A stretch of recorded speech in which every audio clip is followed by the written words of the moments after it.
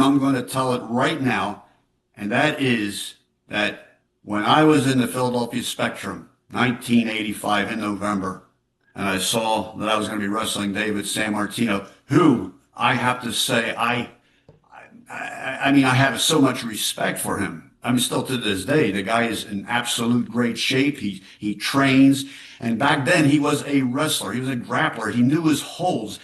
He was probably the strongest guy there at the time. Okay, but 1985, there was a little buzz in the dressing room, and Bobby the Brain Heenan comes back to me. He goes, Ron, he goes, something's up with David. And I can only remember so many words, but, he did talk to me for a couple of minutes, and he goes, I don't know what he's up to. He's going to do something. And I looked at that as, maybe something threatening. Was this going to be a shoot? Was this, I couldn't imagine what was going to happen. Okay.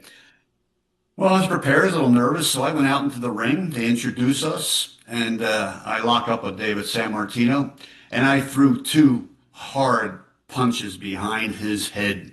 And let me tell you something, you can't tell me those were pulled punches. I sent him a signal that night for whatever he had in his mind and whatever he was going to do. I threw two hard punches behind. I think I stunned him at that point, threw him into the buckle, kicked him in the head, slammed him, body slammed him 7, 8, or 9 times. Now, how many people, I don't care how great a shape you are going to withstand 7 or 8, 9 body slams? And when I knew I knocked the wind out of him, I threw him into the ropes and gave him a bear hug. And he submitted right there, waving his hands in submission. And I won. No questions about it. I won the match. RonShaw, I have to question you on that.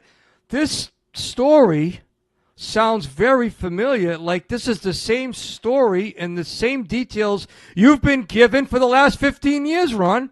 Wait a minute, Joel. Let me tell you something, okay? I sent out a bunch of emails for 2 weeks, just like you did, okay? And I said I was going to finally, for the very first time, and is this not the very first time I'm on your show?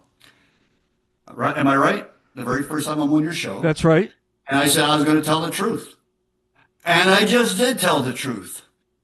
There you have it. Okay. I get where you're coming from, Ron, and I think the viewers and listeners might understand, but we're a little bit up. I don't know if the viewers and listeners are. I'm sure they are a little let down. I'm a little let down. I thought there was going to be a different story tonight, but Ron, I agree with you. I can't manufacture anything else but tell the truth. Exactly. So basically, David Sammartino was technically knocked out after those punches to the back of the head. So your story is absolutely as you saw him get up, Joel. He was holding his ribs. He was. Okay, I heard that I had broken one of his ribs. And on an interview that he did 8, 9 years ago, maybe it was, he said that, he told me what to do. But he also said, I hurt his back. I was the better man that night. Absolutely. What does that tell you? That tells me that you were the better man. Big RonShaw was the better man that night in his hometown in Philadelphia, Pennsylvania at the Spectrum, and he made David Sammartino, submit in front of a sold-out crowd. That's the fact, Jack, folks, and you heard it here first from Big RonShaw.